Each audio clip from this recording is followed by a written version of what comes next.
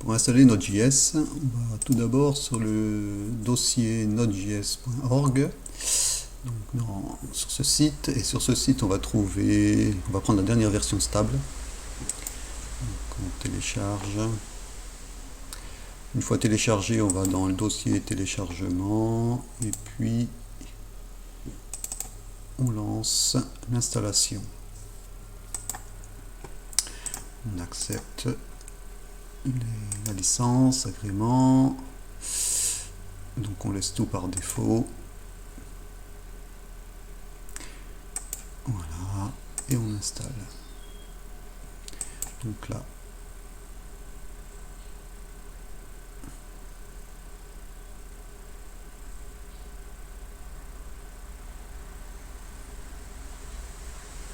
donc pendant l'installation, on peut aussi en profiter pour aller sur le site de MongoDB pour télécharger également cette base de données que l'on utilisera dans Node-RED.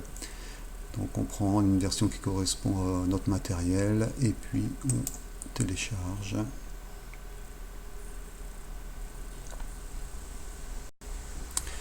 Voilà, ça fait 256 mégas, donc on laisse se télécharger tranquillement. Alors, dans notre installation Node-RED, enfin déjà de Node.js, c'est terminé. Alors, on n'a plus besoin de ce site. Donc, pour installer Node-RED, ensuite, moi je me suis inspiré de ce site, mais il y en a plein d'autres sur Internet. Il faut taper cette commande-là.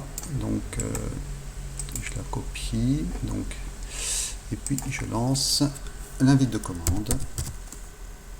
Alors il faudrait le lancer en mode administrateur pour ne pas être embêté.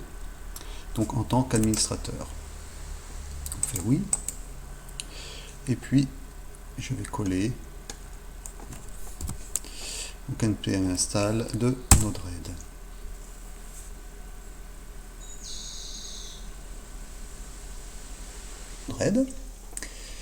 Et on va donc continuer la procédure d'installation de Node-RED. Alors, ici nous avons sur ce site richardn.ca, c'est une référence, il y en a plein d'autres. Ce qui est intéressant également, c'est que l'on peut sécuriser le programme Node-RED grâce à cette procédure, donc que je ne ferai pas ici. Et puis, ce qui est important, c'est également d'avoir Node-RED qui tourne comme un service. C'est-à-dire que lorsque l'on lance Windows, on voudrait que le serveur se lance automatiquement sans qu'on ait à le lancer manuellement. Donc on va utiliser un petit utilitaire qui s'appelle NSSM. Et puis, voilà, donc c'est sur ce site que l'on retrouve NSSM. Donc nssm.cc/download. On prend la dernière version stable que l'on télécharge et puis on obtient un fichier zip. Donc je vais ouvrir directement le dossier téléchargement et ce fichier zip, donc on va dézipper. Moi je l'avais déjà téléchargé, il y en a deux versions. On va le dézipper dans un répertoire. Donc pour l'instant, je vais le prendre, je vais le mettre sur le bureau. Et puis, une fois sur le bureau, je le dézippe directement sur le bureau. Une fois que j'ai dézippé, pour pouvoir utiliser NSSM n'importe quand, je vais le renommer, puisque si je l'ouvre, on voit que c'est une version, je vais l'appeler directement, je fais F2 pour le renommer, puis clic droit, copier, couper, on va le mettre dans Program Files, histoire de le mettre là où il y a les programmes, donc c'est deux points, programme, et là on va le coller, on continue, c'est collé. Alors, on va dedans, Win64, on va copier l'adresse en tant que texte, et puis on va aller dans les variables d'environnement,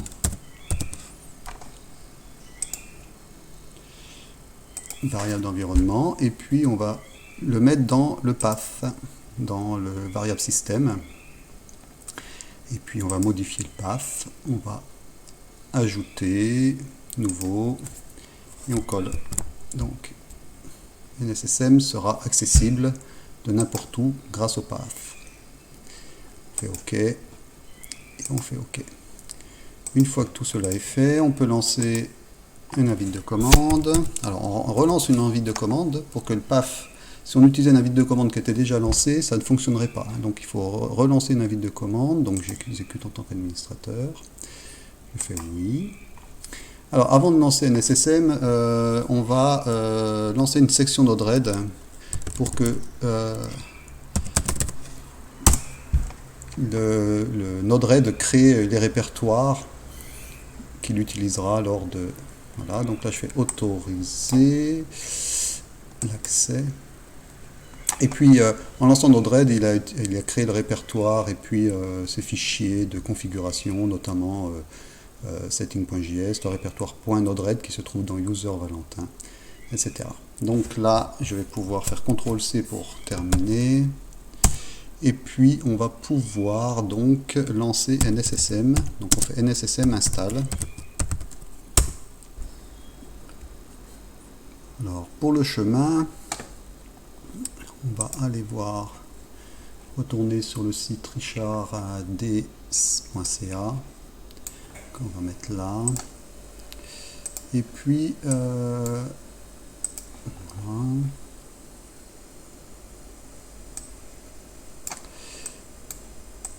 On voit que il faut mettre comme chemin c'est user administrateur application roaming. Donc pour nous ça va être C utilisateur. Alors moi je suis sur le profil de Valentin et là app data. Donc app data c'est un répertoire caché que l'on ne voit pas. Donc là je vais être obligé d'annuler et puis aller dans ce dossier. Et voilà, ces deux points, utilisateur, Valentin. Aller dans affichage et puis dire que l'on veut visualiser les éléments masqués. Voilà, donc quand on va relancer, ça sera beaucoup plus simple maintenant, parce qu'on va retrouver ce dossier,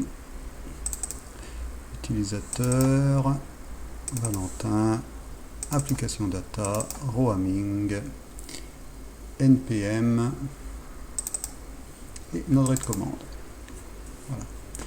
Le répertoire de démarrage, ce n'est pas celui qui est donné par défaut, c'est ces deux points. Ensuite, on va dans utilisateur,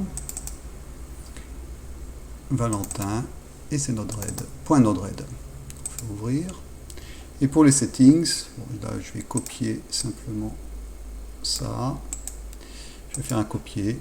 Je viens là, je fais coller. Et à la place d'administrateur, je vais mettre Valentin, parce que nous sommes sous un profil, sous ce profil. On fait installer les services. Et le nom du service, Node-RED. Node-RED. Installer le service. Donc là, il m'a marqué qu'il était déjà installé, le service, que je l'avais déjà fait, mais c'est comme ça que vous devriez faire. Une fois que ce service est installé, on va fermer, et puis voilà, normalement, le service est installé. Pour vérifier que ce service Node-RED fonctionne, quand vous lancez une invite de commande, pas invite de commande, je suis désolé, il faut aller dans... donc on ouvre une fenêtre dans l'Explorer, et puis on tape 127.0.0.1 2.1880. Et normalement, si le service fonctionne, on devrait avoir accès. Alors là, le service n'a pas lancé Node-RED, tout simplement. Alors là, j'ai mis 0.11. Alors, donc là, c'est bien 0.1 qu'il faut mettre, hein, parce que c'est l'adresse localhost. Voilà, donc c'est pas lancé. Alors, on va redémarrer le PC et puis on se retrouve ensuite pour vérifier que au démarrage, le service. Le PC est redémarré. On va donc relancer le navigateur internet et l'adresse 127.0.0.1.18.80, on voit que Node-RED a démarré. Donc, et que le serveur Node.js démarre automatiquement. Donc le service est bien installé. La partie Node-RED étant faite, il faut maintenant aller sur la partie MongoDB. Parce qu'on a dit que nous allions utiliser MongoDB, une base de données, hein, pour notre application. Donc pour installer MongoDB, là je vois que normalement MongoDB est déjà téléchargé. Là il a relancé un téléchargement, c'est peut-être pas utile. Pour se vérifier dans C, téléchargement, et là effectivement on voit que MongoDB est déjà installé, est déjà téléchargé. Donc celui-ci on peut bien entendu arrêter ce téléchargement, l'annuler, et on va installer MongoDB. Alors pour installer MongoDB, tout simplement on va double-cliquer sur le package,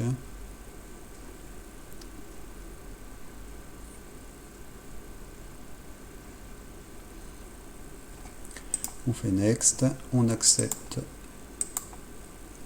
et puis on fait Complete, Run Service as New Network Service User, donc on laisse par défaut, ça va l'installer dans Program Files. Alors, MongoDB Compass, c'est pour pouvoir administrer sa base de données, donc on le laisse l'installer, on l'installe. Donc, MongoDB Compass, ça nous permet de visualiser la base de données MongoDB depuis le PC sans passer par une autre application. Ça peut être très utile dans certains cas quand on veut vérifier ce qu'il y a dans la base de données. Donc là j'ai eu un message qui m'a dit qu'il voulait installer, donc en mode administrateur. Application are using file that need to be set up. You can let set up en reboot une letter. Alors je les ferme pas. Donc là c'est parce que je suis en train d'utiliser OBS Studio. A priori je ne le ferme pas. Et on laisse s'installer tranquillement MongoDB.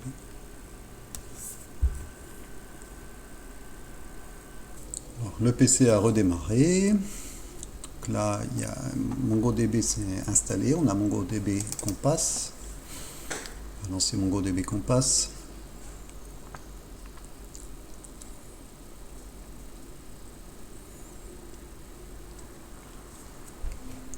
Donc c'est ce qui va nous permettre de travailler sur la base de données MongoDB indépendamment de Node-RED par exemple. On va utiliser d'autres applications qui utilisent la base de données. Là c'est vraiment pour administrer.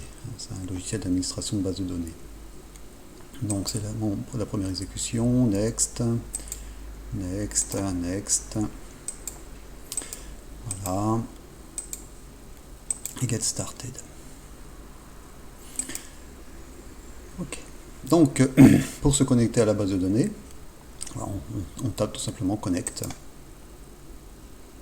Et là, on voit que la base de données MongoDB est constituée de admin, config, donc la collection est locale.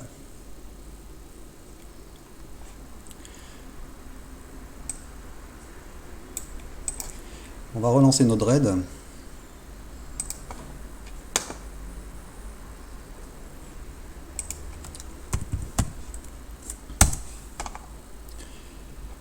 Et puis, dans Node-RED, on va avoir besoin d'installer des nodes particulières, notamment celles qui vont gérer les bases de données, type MongoDB.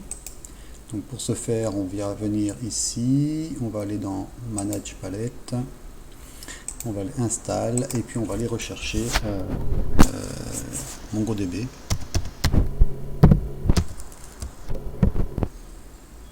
Donc celle-ci, Node-RED, Node, on va prendre la base de données qui s'appelle Node-RED, Node MongoDB.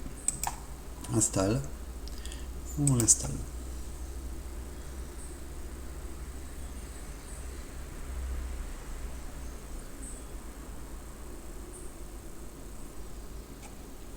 Ensuite, on aura également besoin d'un dashboard. Donc, on va rechercher dashboard.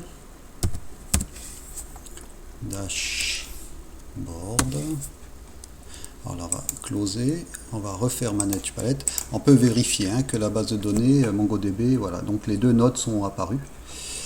Maintenant, on va Manage Palette, chercher Dashboard. Alors on va aller ici, Dashboard,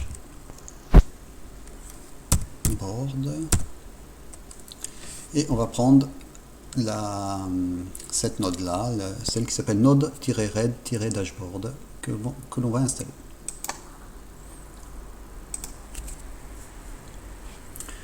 Ici on devrait voir apparaître donc les nodes qui vont nous permettre de créer des pages HTML d'une façon plus aisée, dirons-nous.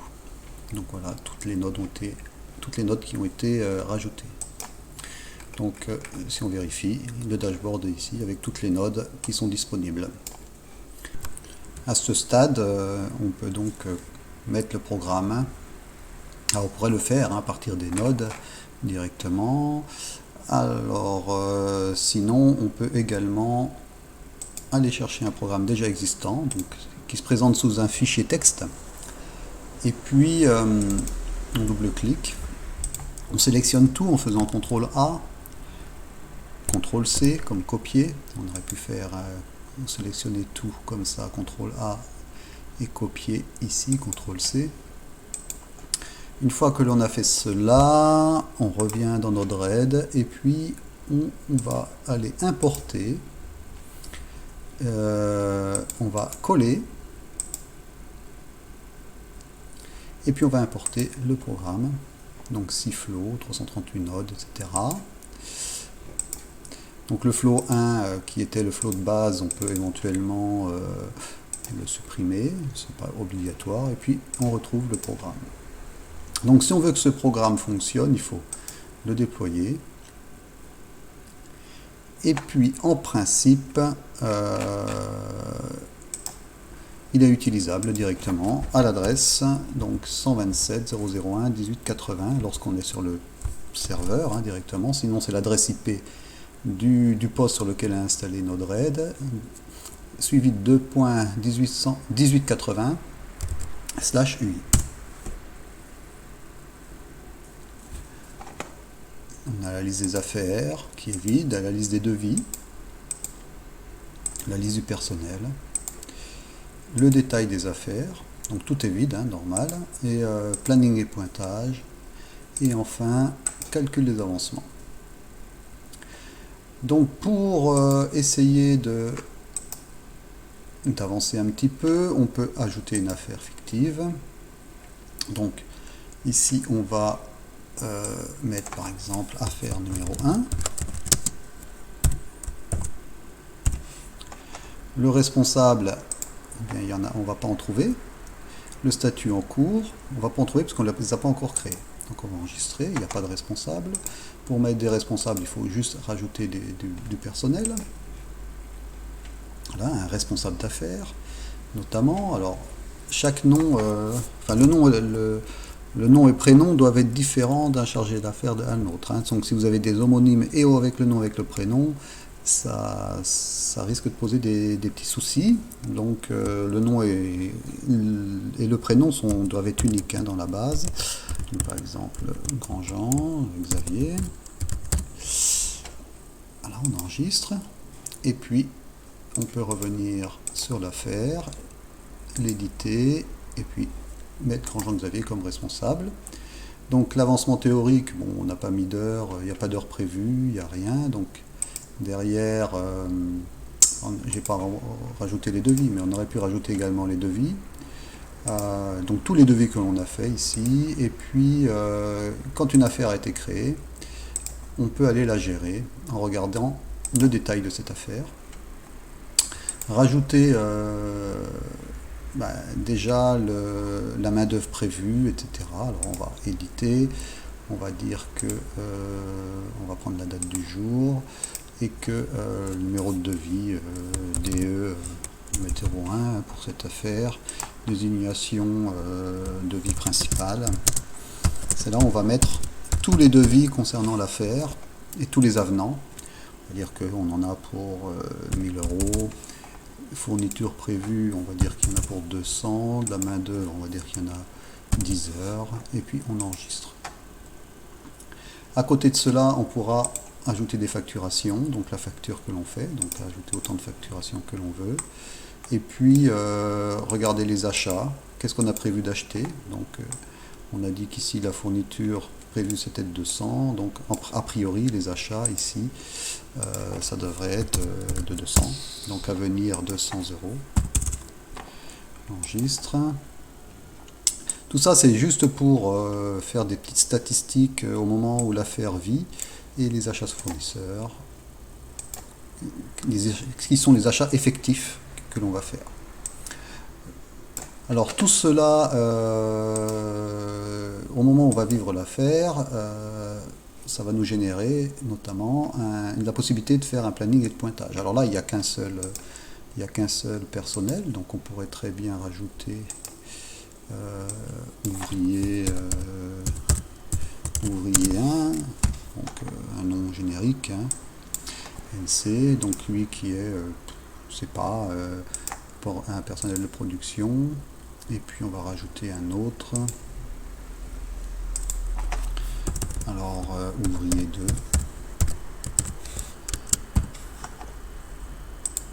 Je sais pas, un intérim par exemple.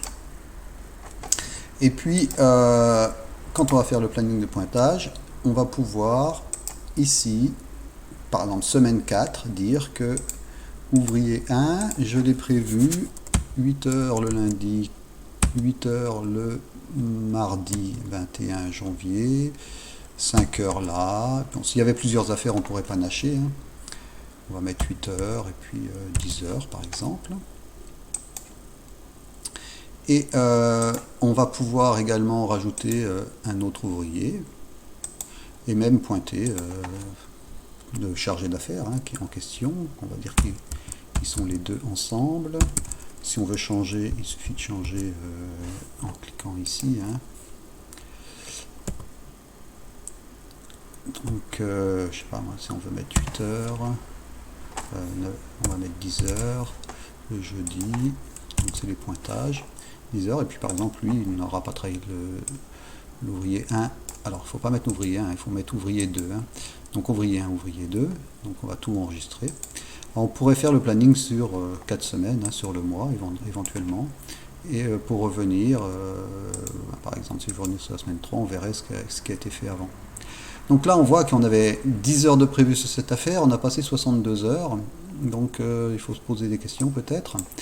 Et donc, on en arrive au calcul de l'avancement, notamment par exemple de cette affaire. Donc on va rajouter des lignes. Et puis on va dire que ici, on va éditer. Alors là, on peut tout éditer d'un coup. Donc on nous demande une date d'avancement, à quel moment on l'a fait. Et puis on va dire, par exemple, que la tâche principale, on va dire qu'il y a c'était de la peinture, et puis qu'il y avait également de l'électricité. Que la sous-tâche, on pourrait mettre des sous-tâches. Hein, d'ailleurs, c'est ce qui est prévu quand on veut vraiment détailler les affaires, être le plus précis possible. Hein. On va essayer de faire ça donc comme cela. Électricité. Et là on va mettre salle 1, salle 2, donc peinture de la salle 1, salle 2, électricité de la salle 1 et de la salle 2. Voilà. Et puis ici, les heures prévues. Donc là, on a pointé 72 heures. Alors, les heures prévues ici seront pas forcément les mêmes que la main-d'œuvre prévue initialement au devis. Ce qui est important, c'est ce qui est fait au niveau du suivi de l'affaire, un détail des affaires. C'est ces heures-là qui sont prises. Donc on va dire que on va rajouter quand même quelques heures ici. On va mettre 50 heures. Voilà. Qui auraient été vendues, si on voulait être un peu plus précis, on va mettre devis 2, qui a été fait, je sais pas, on va être dans le futur. Et puis on va mettre avenant. Et là, c'est 50 heures, on enregistre. Donc en gros, globalement, on a prévu 60 heures. Donc quand on revient dans l'avancement et que l'on veut faire notre avancement, on va dire que la peinture salle 1, on avait prévu, donc là on est sur 60 heures de travaux, on va diviser, donc on va faire 15 heures, 15 heures, 15 heures et 15 heures. Donc comme on a bien découpé notre affaire, on sait où on en est dans notre avancement. On va dire que la peinture en salle 1, j'en suis à 80%. Que la peinture en salle 2, j'en suis à 50%. Que l'électricité est terminée. Et puis là, que l'électricité est terminée. Dans la salle 2, on enregistre. Et là, on voit qu'il y avait 60 heures de prévu. Que on a déjà pointé 72 heures. Que l'avancement théorique, on devrait avoir fini depuis un moment, parce qu'on a 120%, alors qu'en réalité, on a 83%, et que le chantier en retard de 22h50, puisque si on s'en tient aux heures prévues, et si on se tient aux heures qui avaient été prévues initialement dans le devis, le chantier devrait finir avec 22h50 en plus de la main-d'œuvre de départ, donc on devrait être à 82h50 si ce qui était prévu est bien maintenu.